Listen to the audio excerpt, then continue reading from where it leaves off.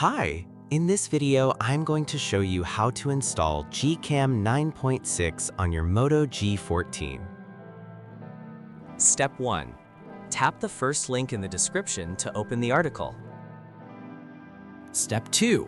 Scroll to the download section and download the GCam APK file. Step 3. Follow the How to Install guide for step-by-step instructions. A video guide is also available.